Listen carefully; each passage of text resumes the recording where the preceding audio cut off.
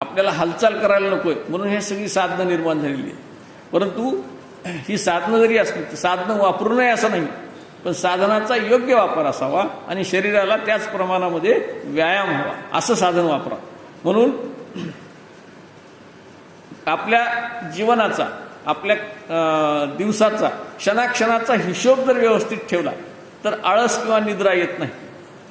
अतिरिक्त निद्रा तर पाहिजेच, पण अतिरिक्त निद्रा येत नाही. क्षणाक्षणाचा हिशोब, सकाळी उठल्यापासून संध्याकाळी झोपेपर्यंत, पुन्हा उठेपर्यंत आपण एक एक मिनिट आपण कशासाठी खर्च करतो आहोत याचा हिशोब आपण जर ठेवला तर आळस येत नाही आणि आपलं कर्म हे चांगल्या प्रकारे होऊ शकतं.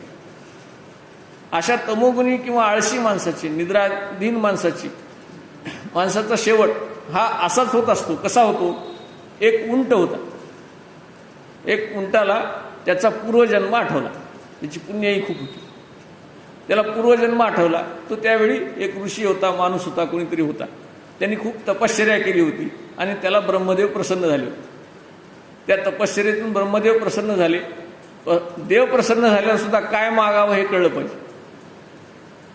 त्यांनी त्याला काय मागितलं की मला माझी मान कुठपर्यंतही लांब करता येईल आणि बसल्या ठिकाणी मला खायला प्यायला मिळावं, मला कुठेही फिरायची गरज पडू नये. हा तमोगुण, म्हणजे बसल्या ठिकाणी खायला मिळावं हा तमोगुण. तथास्तु म्हणले ब्रह्मदेव. हा दुसऱ्या जन्मात उंट झाला आणि उंट झाल्यानंतर यांनी आपली मान अशी कितीही पसरवता यावी आणि आखूड करता यावी असं त्याला वरदान लाभलेलं होतं. मग तो बसल्या ठिकाणीच काय करायचा, झाडावरचा पाला खायचा, कुठं काही खायचं असेल तर त्याला बसून फक्त मान लांब केली की सगळं खायला मिळायचं.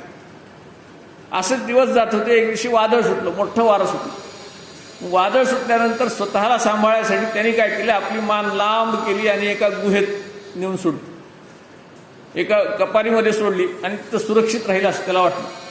परंतु तिथं लांडग्याचा कळप होता. त्या लांडग्याच्या कळपाने ती पूर्ण त्याची मान खाऊन टाकली. म्हणजे तमोगुणी माणसाचा गोष्टीचा अर्थ असा आहे की तमोगुणी माणूस, आळशी माणूस जर देव प्रसन्न झाल्यावरही असा आळसच मागत असेल, बसल्या ठिकाणी मागत असेल, तर त्याचा शेवट असा होतो. म्हणून आळस झटकून आपण तमोगुण मागे सारून रजोगुण सुद्धा कमीच करायचा आहे. रजोगुण सुद्धा त्याच्या पुढची पाहिजे. हा तमोगुण अतिशय कनिष्ठ आहे, रजोगुण हा मध्यम आहे आणि सत्वगुण हा त्याच्यात उच्च श्रेणीचा आहे. आपण आता रजोगुणाचा विचार करू. हा आळस किंवा तमोगुण मागे सारून आपण रजोगुणामध्ये काय आहे, अतिकर्म हा रावणाचा गुणधर्म लक्षात ठेवा. रावण, आपण अतिकर्म करत असू, अतिहाव करत असू तर आपल्यामध्ये रावण आहे असं गृहीत धरायचं. हा रावण अतिकर्म आणि दुःख त्याच्या वाट्याला येत असतं. असे लोक काय करतात की अशक्य त्या गोष्टी करण्याचा प्रयत्न करत असतात. खूप काही त्यांना असं वाटतं की आता अहमदपूरमधले तर एक 50-50 प्लॉट आणि 100-200 एकर जमीन माझी असावी, पण माझे पुण्यात सुद्धा असे काही घरं असावेत, पुण्यात सुद्धा काही जमिनी असाव्यात, मुंबईत असाव्यात, दिल्लीत असाव्यात आणि हळूहळू मला चंद्रावर पण एखादा प्लॉट घेता यावा अशी भावना असते. समुद्र थोडासा बुजवून त्याच्यावर काही बंगले वगैरे बांधता येते का बघावं, किंवा एखादा डोंगर पोखरून त्याच्यामध्ये काही एखादा आपल्याला घर सुरक्षित बांधता येते का बघावं. अशा अचाट कल्पना, म्हणजे आहे त्याच्यात समाधान न राहता सतत काहीतरी नवीन मिळवत राहण्याचा आणि असंतुष्ट राहण्याची वृत्ती या रजोगुणी माणसांच्यामध्ये असते. आणि म्हणून हे यांना असं पक्षासारखं खूप उंच उडता यावं, बुडता यावं, पळता यावं, असं वेगवेगळं सतत काहीतरी कर्म करीत राहावं. फक्त कर्म, लक्षात ठेवा, कर्मयोगी नाही, फक्त कर्म करत राहावं अशी त्यांची इच्छा असते. आणि माजलेल्या बैलाप्रमाणे यांची वृत्ती असते. रावण हा माजलेला बैलच होता. माजलेल्या बैलासारखी यांची वृत्ती असते. म्हणजे त्याच्यामध्ये रजोगुण इतका भरलेला असतो ठासून की तो काय करतो की आपल्या शिंगाने डोंगर पोखरायचा प्रयत्न करतो. तर अशा प्रकारची वृत्ती यांची असते. यांना दागिन्याची हाव असते, श्रीमंतीची हाव असते, आसक्ती असते आणि धरसोड वृत्ती असते. एक प्लॉट घेतला की दुसरा प्लॉट लगेच घ्यावा असं वाटतं. आज 10 तोळे सोनं घेतली की उद्या 20 तोळे घ्यावं वाटतं. अशी धरसोड वृत्ती असते.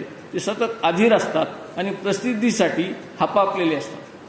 कीर्ती, प्रसिद्धी, जय या सगळ्या गोष्टींची त्यांना खूप हाव असते. वेगवेगळ्या प्रकारचे कपडे घालावे वाटतात, बिना कामाच्या गप्पा मारत बसाव्या वाटतात आणि माझ्याकडे आहे ती इतरांना मिळू नये अशी त्यांची सतत भावना असते. फक्त मलाच मिळावं. रावणाला असं वाटायचं सगळं विश्व माझ्याच मालकीचं व्हावं, सगळ्या बायका माझ्याच मालकीच्या व्हाव्या, सगळं सोनं माझ्याच मालकीचं व्हावं, सगळ्या देवांना त्यांनी आपल्या बंदीखान्यामध्ये बंद करून टाकलं होतं. ही रावणी वृत्ती अशा रजोगुणी माणसांची असते. पण रजोगुणी जरी असले तर काही गुण त्याच्यामध्ये असतात. जसं रावणाने काय केलं होतं, खूप तपश्चर्या केली, खूप कडक तपश्चर्या केली. शेवटी देव प्रसन्न होत नाही असं पाहिल्यानंतर त्यांनी रागारागा आपलं त्याचे 10 शीर होते, डोके होते, ते एक एक करून सगळे 10च्या 10 महादेवाच्या पिंडीवर वाहिले. अशी इतकी कडक तपश्चर्या केली, असं इतकं मोठं तप केलं आणि 10 शीर वाहून त्यांनी वर मागून घेतले, स्वतःला सगळ्यापेक्षा श्रेष्ठ सिद्ध केलं. परंतु हे करत असताना तो काहीतरी हेतू ठेवून आपल्या शारीरिक सुखासाठी त्यांनी हे सगळं केलं आणि ह्या सगळ्या सुखामध्ये मला देवानी मदत करावी अशी इच्छा ठेवली, म्हणून त्याला रजोगुणी म्हणतात. त्यांनी दुसऱ्यासाठी काही मागितलं नाही, स्वतःसाठीच सगळं मागितलं, स्वतःलाच त्यांनी मोठं करण्याचा प्रयत्न केला.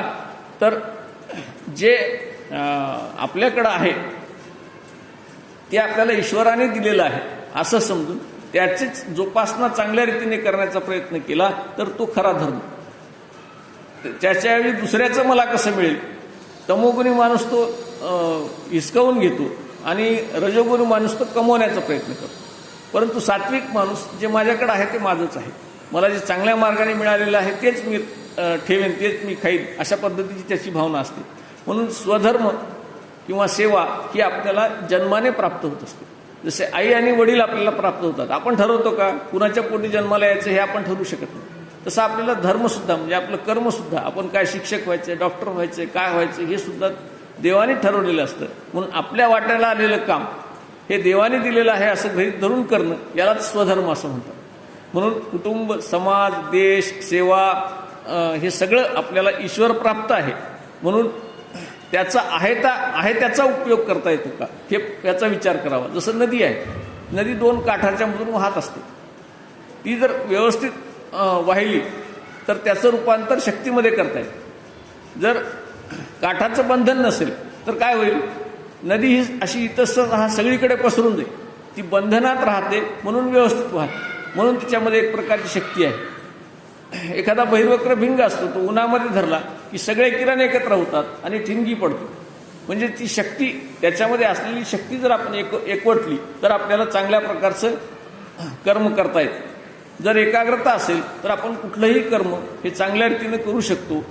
जसं विवेकानंदांना जर पुस्तक वाचायला दिलं तर ती एक एक ओळ, एक एक शब्द नाही वाचत, ते पूर्ण पॅराग्राफ एकदाच वाचायचे. 4-5 ओळीचा आशय एकदाच त्यांना समजायचा. कशामुळे समजायचा, तर त्यांची एकाग्रता होती, तपश्चर्या होती, म्हणून त्यांना समजायचं. आपल्याला एकेका शब्दाचा अर्थ पण लवकर कळतो. तर त्यांना एखादं पान एकदम लक्षात यायचं, काही क्षणामध्ये ते एखादं पान वाचून काढायचे आणि त्यांचा अर्थ त्यांना समजायचा. याचं कारण आहे की ते कर्मयोगी होते. असं कर्मयोग गीतेला अपेक्षित आहे आणि हा कर्मयोग करायचा. कर्म आणि कर्मयोग याच्यात फरक आहे, लक्षात ठेवा. खूप कर्म करणारा कर्मयोगी नसतो, जास्त कर्म करणारा कर्मयोगी नसतो. योग याचा अर्थ जोडणे असा आहे. आपण जे कर्म केले ते ईश्वराशी जोडल्या गेलं तर तो कर्मयोग झाला. अन्यथा आपण कर्मचारी म्हणतो. कर्मचारी कसा, जो खूप काम करतो आणि त्याच्यानंतर पगार घेतो, पगारीपुरतं काम करतो, याला आपण कर्मचारी असतो. कर्मयोगी कुणाला म्हणायचं, जे कर्म आपण करतो आहोत ते मन ओतून करतो आहोत आणि ते ईश्वरासाठी करतो आहोत असं जेव्हा वाटतं त्यावेळेस तो कर्मयोगी होत असतो. जसं आता शेतकऱ्याने बी नेलं शेतामध्ये आणि फेकून टाकलं तरी वापतं आणि पेरलं तरी वापतं. पण पेरणे आणि फेकणे याच्यामध्ये जो फरक आहे तो कर्म आणि कर्मयोगीमध्ये. आपण कर्म करत असताना ते कर्म किती मनातून करतो, किती ईश्वरासाठी करतो याला महत्त्व आहे. म्हणजे असं कर्म हे भगवद्गीतेला अपेक्षित आहे. म्हणून आपल्याला जे प्राप्त आहे, काय प्राप्त आहे आपल्याला 2 एकर जमीन प्राप्त असेल, आपल्याला एखादी छोटी नोकरी प्राप्त असेल, आपल्याला जे काही देवाने दिलेलं शरीर असेल, आई वडील असतील, आपल्याला दिलेलं काम असेल, हे सगळं जे प्राप्त आहे त्याचाच आधार घ्यावा लागतो. समजा एखादा माणूस नदीमध्ये वाहत जातो, पूर आलाय, महापुरामध्ये वाहत जातो, तर त्यावेळेस त्याला जर एखादं बोट येईल, आगबोट येईल कुठली तरी आणि आपल्याला वाचवेल असा विचार करून जमत नाही.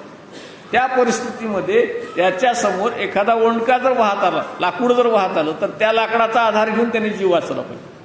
म्हणजे काहीतरी मिळणार आहे आपल्याला असं गृहीत धरल्यापेक्षा जे आपल्या समोर आहे त्याचाच वापर करून जर आपण कर्म केलं तर आपण कर्मयोगी होऊ शकतो. म्हणून आपल्याला जे मिळालेलं आहे, समजा शिक्षक म्हणून मिळाला असेल, शेतकरी म्हणून मिळाला असेल, किंवा जो कोणता आपला व्यवसाय असेल, तो मिळालेला व्यवसाय, ते मिळालेले आईवडील, ती मिळालेली सेवा हीच ईश्वर सेवा समजून आपण केली पाहिजे. आणि हे कर्म करत असताना एक प्रकारची सहजता असली पाहिजे. सहजता म्हणजे कशी? आता सूर्य उजेड देतो, तो म्हणतो का मी उजेड देतो म्हणून? नाही. किंवा नदी पाणी देते, ती म्हणते का मी पाणी देते म्हणून? तर ही सहजता, आपण जे कर्म करतो आहोत ते सहज करायचं. त्याला कोणी प्रमाणपत्र द्यायचं किंवा प्रशंसा करायची, कौतुक करायची गरज नाही. जे करतो आहोत ते सहजपणे करायचं. हे माझं रोजचंच काम. वा वा, आज काय छान स्वयंपाक, हे माझं रोजचंच काम. ह्याच्यात काय विशेष? आज छान स्वयंपाक झाला, रोजच छान होतं, काय हरकत. तर जे करतो आहोत आपण, त्याला कोणीतरी आपल्याला शाबासकी द्यावी असा विचार कधीच करायचा नाही. तसं सूर्य जसा काम करतो, नदी जशी काम करते, झाडं जशी काम करतात, त्यांना कोणी सर्टिफिकेट देत नाही, प्रमाणपत्र देत नाही, त्यांचं कोणी कौतुक करत नाही, गोडवे घात नाही, आरत्या घात नाही, काहीच गरज नाही. जे काम करतो आहोत ते सहजपणे करायचे. हे माझं नित्याचंच काम, रोजचंच काम. मी वेगळं असं काही केलंय असं मला वाटत नाही. जसं आपण श्वासोश्वास घेतो, श्वास घेतो म्हणून आपण 80 वर्ष तुम्ही श्वास घेतला, वा वा वा काय छान आहे, तुम्हाला एक प्रमाणपत्र द्यावं असं कोणी म्हणत नाही.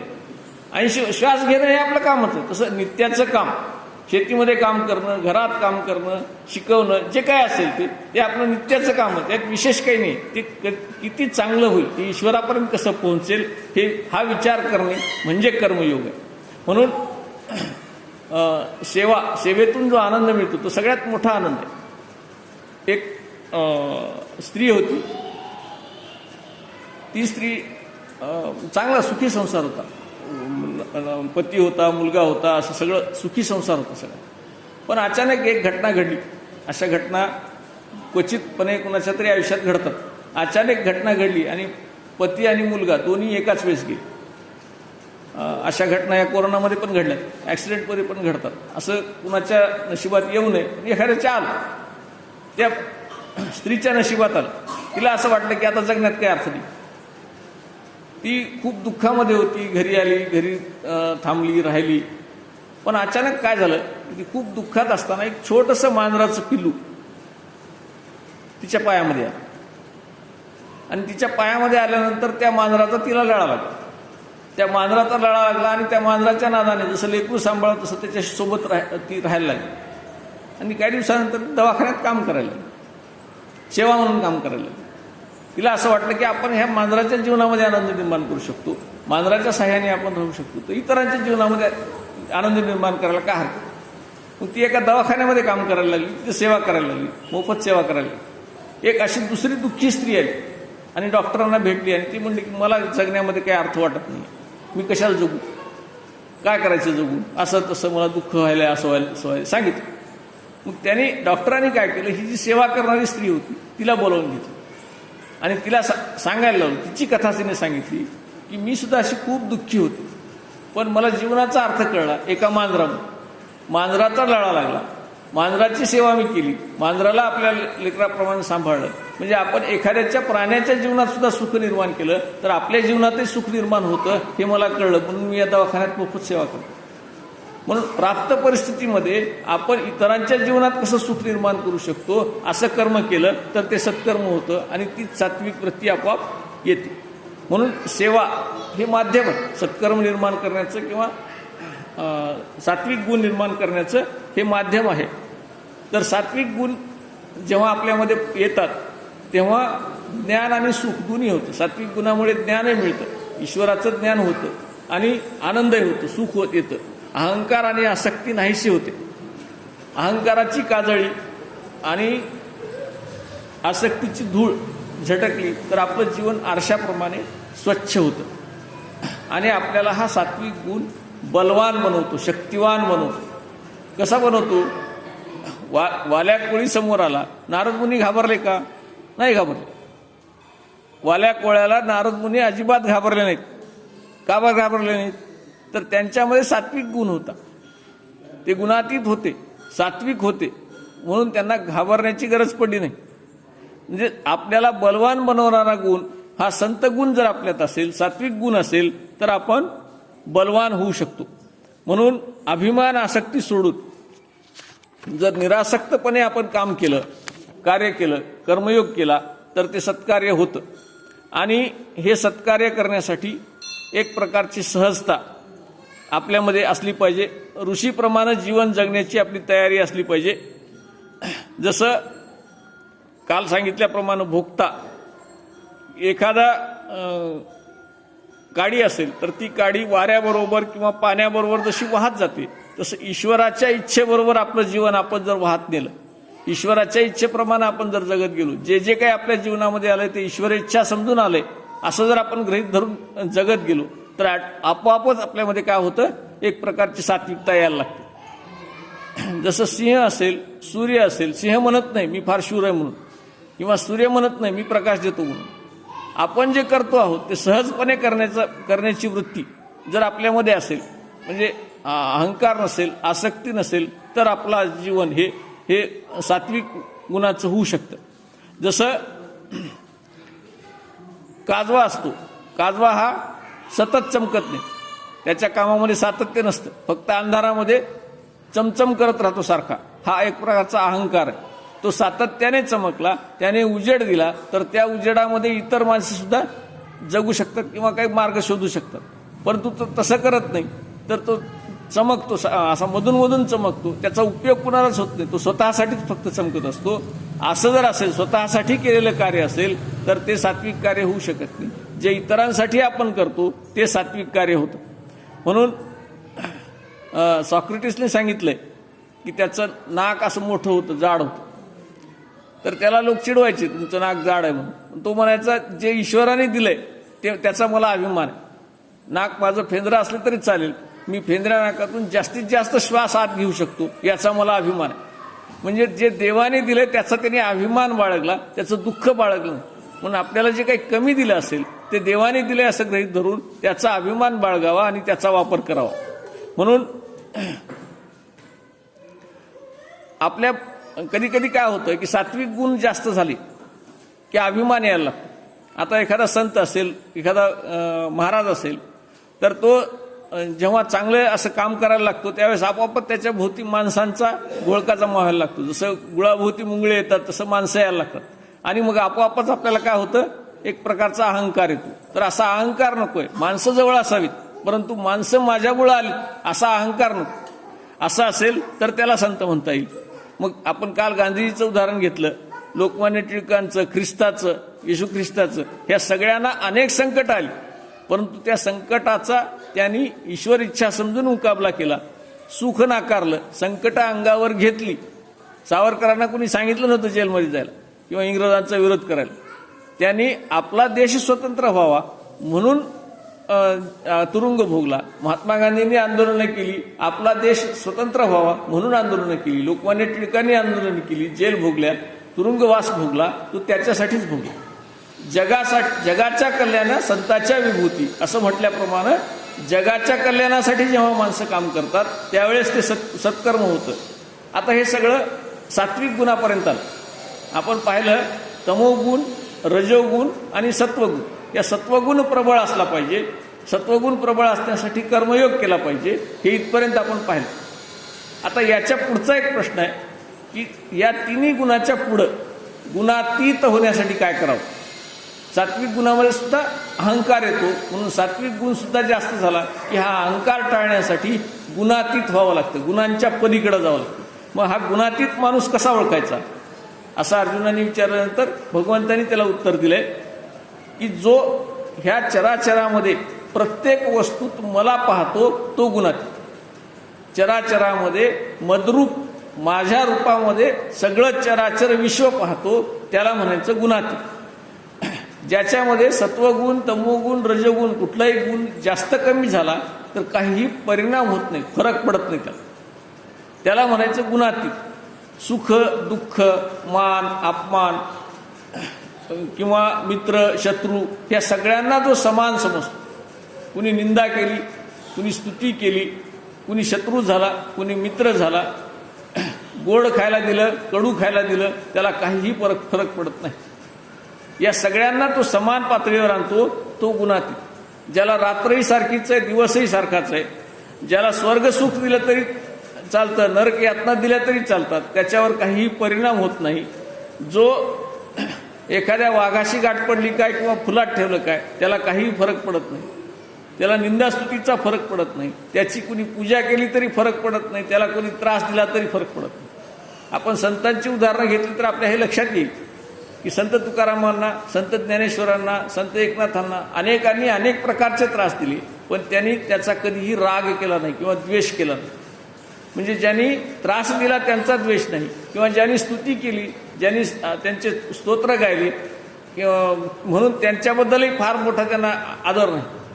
तर कोणी काहीही म्हणू, त्यांची जगण्याची जी पद्धत असते ती एखाद्या झाडासारखी असते, सूर्यासारखी असते, नदीसारखी असते. त्यांना बाकीच्या इतर गोष्टीचा काही परिणाम होत नाही. ते आपलं कर्म चांगल्या रीतीने करत राहतात. म्हणून ग्राह्य अग्राह्य, इष्ट अनिष्ट ह्या ज्या विरुद्ध गोष्टी आहेत याचा समान पातळीवर विचार करण्याची वृत्ती ज्याच्यामध्ये आहे आणि ज्याची भक्ती ही अव्यभिचारी आहे. अव्यभिचारी म्हणजे ईश्वराशी एकनिष्ठ असते, व्यभिचारी म्हणजे अनेकनिष्ठ असतील आणि अव्यभिचारी म्हणजे एकनिष्ठ असतील. फक्त ईश्वराशी मी जोडल्या गेलेला आहे. मी आत्मा आणि परमात्मा एक आहे. मी आणि जग याच्यामध्ये भेद नाही. सर्वांच्या ठाई आत्मा एक आहे असं ज्याला वाटतं तो खरा गुणातीत असतो. आणि असं गुणातीत होण्याचं भाग्य फार कमी लोकांना मिळतं. म्हणून ही दृष्टी, समदृष्टी त्याच्यासाठी यावी लागते.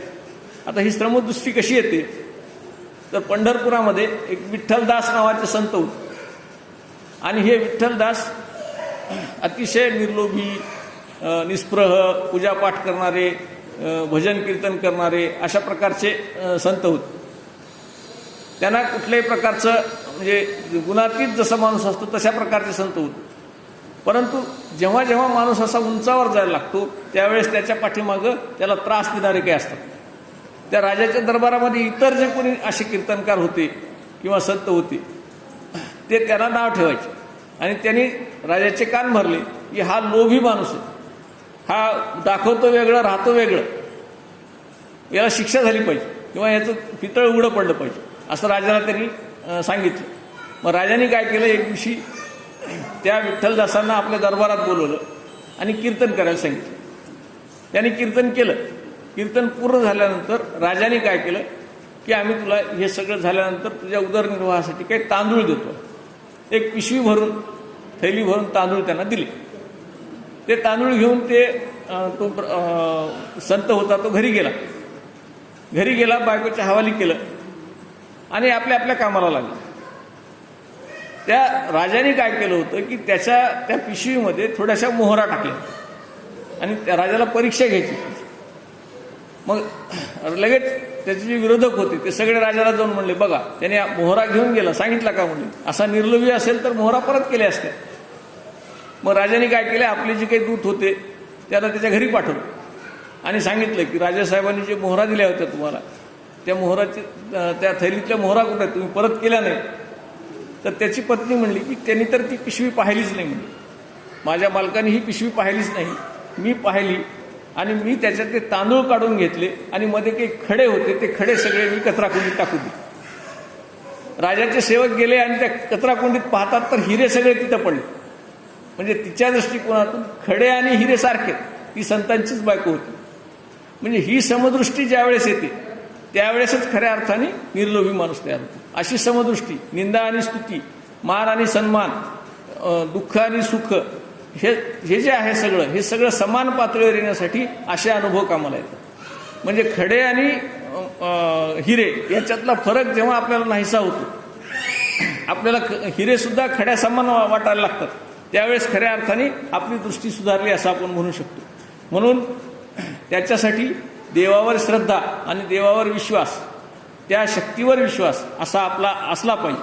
कसा विश्वास असला पाहिजे, काल मी उदाहरण दिलं होतं की बाळ आईच्या मांडीवर असतं तेव्हा त्याला विश्वास असतो की मला काहीही होणार नाही, तो गाढ झोपतो.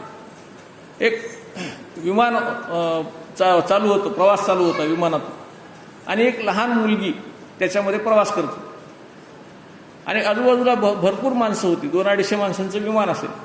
परंतु अचानक काय झालं की वातावरण बिघडलं आणि विमानाला ॲक्सिडेंट व्हायची शक्यता दिसायला लागली. सगळे घाबरले, सगळ्यांच्या डोक्यावर चिंता की आता काय होतं. आपण जाऊ की नाही घरी, उतरू की नाही, आपलं विमान खाली जाईल की नाही अशी, आणि विमान डोलायला लागलं. पण ती लहान मुलगी जी होती ती निवांत होती. ती असं मोबाईलवर गेम खेळत बसली होती. तिला काहीही चिंता नाही, कशाचीच चिंता नाही. एवढं सगळं लोक बेल्ट बांधायले, सूचना यायल्यात, असं व्हायले तसं व्हायले, सगळे घाबरून गेलेत. कुणी रडायला लागलाय, कुणी आईची आठवण करतोय, कुणी मुलाची आठवण करतोय, कुणी बायकोची आठवण करतोय. आणि या मुलीला मात्र काहीच फरक नाही. कशामुळे फरक नाही आहे? तिला विचारलं, तुला काहीच कसं वाटत नाही एवढं सगळं होत असताना? तिने सांगितलं, विमान चालवणारे माझे वडील आहेत आणि मी विमानात आहे म्हणल्यानंतर हे विमान ते पडू देणार नाहीत ह्याची मला खात्री. म्हणजे हा विश्वास आहे तिचा, आपल्या वडिलावर असलेला विश्वास आहे. तसा आपला परमपिता परमात्मा आहे, त्याच्यावर जर आपला विश्वास असेल तर आपली नौका तो कधीही बुडू देणार नाही, आपलं विमान तो कधीही पडू देणार नाही. हा विश्वास जेव्हा आपल्या मनामध्ये जागा होतो त्यावेळेस अशी समदृष्टी आपल्यामध्ये येते, त्यावेळेस आपलं संतत्व असं आपल्यामध्ये येतं. आणि तो विश्वास जागा होण्यासाठी संतत्व यावं लागतं. आणि आज जे महान संत नामदेव यांचा उल्लेख केल्याशिवाय आजचं प्रवचन आपल्याला संपवता येणार नाही. संत नामदेव सुद्धा असेच महान संत होते. आज त्यांची पुण्यतिथी आहे. नरसी बामणी या गावामध्ये त्यांचा दामाशेठ आणि गोनाई या मातापित्यांच्या पोटी जन्म झाला. हे लहानपणी विठ्ठलाच्या मंदिरामध्ये वडिलांच्या गैरहजेरीमध्ये त्यांना नैवेद्य दाखवायसाठी गेले आणि बालहट्ट असा इतका आणि विश्वास, दृढ श्रद्धा अशी की देव येऊन खीर खातो आणि नामदेवाची खीर देवानी खायली, असं अनुभव. लहान मुलासारखं जर आपली वृत्ती असेल तर देवसुद्धा आपल्याला प्रसन्न होऊ शकतो. सर्व ठाई परमेश्वर पाहण्याची जी दृष्टी असते ती दृष्टी नामदेवांच्यामध्ये होती. संत नामदेवांनी कुत्रा भाकरी घेऊन पळत असताना त्याच्या मागे थांबा थांबा जगत जेठी देतो तुपाची वाटी असं म्हटलेलं आहे. तुम्हाला ते पचणार नाही. कुत्र्याला जगत जेठी म्हणतात, ते म्हणजे कुत्र्याच्या ठिकाणी सुद्धा देव पाहण्याची वृत्ती, दृष्टी ही संत नामदेवांच्या मध्ये होती. आणि संत नामदेवांनी ज्ञानेश्वरांच्या सोबत, ज्ञानेश्वर समाधीच्या वेळेस तिथं होते, त्यांनी अनेक प्रकारचे ग्रंथ निर्माण केले, अनेक प्रकारचे अभंग निर्माण केले आणि पूर्ण भारतभर ज्ञानेश्वरांच्या सोबत त्यांनी प्रवास केला. आणि त्यांचे अभंग हे भारतातल्या वेगवेगळ्या ग्रंथांमध्ये आहेत. गुरुग्रंथ साहेबमध्ये नामदेवांच्या अभंगांचा समावेश आहे. त्यांचा नैवेद्य देवानी खाल्ला, नामयाची खीर खातो असं म्हणतो आपण. तर असं संतत्व प्राप्त होण्यासाठी असा विश्वास, लहान मुलासारखा विश्वास आपल्या परमात्म्यावर, परमपित्यावर असला पाहिजे. असा विश्वास किंवा अशी श्रद्धा आपली जागृत व्हावी, आपणही असा विश्वास ठेवावा, आपणही संतत्व प्राप्त करावं अशी इच्छा व्यक्त करून आजची ही दुसऱ्या दिवसाची सेवा मी इथे पूर्ण करतो. संत श्री सद्गुरू चुडामणी बालादास महाराज आणि रेणुका माता यांच्या चरणी आजची सेवा समर्पण करतो. संत श्री सद्गुरू चुडामणी बालादास महाराज की, रेणुका माता की, संत नामदेव महाराज की, सब संतन की जय. यानंतर पसायदान होईल आणि आजचा कार्यक्रम संपेल. आता विश्वात्मके देवे येणे वाग्यज्ञ तोषावे, तोषो निमज द्यावे पसायदान हे. जे कळांची व्यंकटी सांडो तया सत्कर्मी रती वाढो. भूता परस्परे पडो मैत्र जीवांचे दुरितांचे तिमिर जाहो. विश्वस्वधर्म सूर्य पाहो जो जे वांछिल तो तेला हो. प्राणी जात वर्षत सकळ मंगळी ईश्वर निष्ठांची मांदियाळी. अनवरत भूमंडळी भेट तुया भूता. चला कल्पतरूंचे आरव चेतना चिंतामणीचे गाव. बोलते जे अर्णव पियुषांचे चंद्रमे जे अलांछन. मार्तंड जे तापहीन ते सर्वाही सदा सज्जन. सोयरे हो तू किंबहुना सर्व सुखी पूर्ण होनी ती लोकी. भजजो आदिपुरुखी अखंडित आणि ग्रंथोपजीविये. विशेषी लोकिये दृष्टादृष्ट विजय होवा वेजी. एथ म्हणे श्री विश्वेश्वराओ हा होईल दान पसाओ.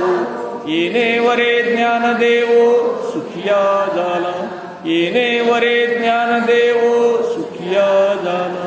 येणे वरे ज्ञानदेवो सुखिया झाला. जय जय रघुवीर समर्थ. जय जय स्वामी समर्थ.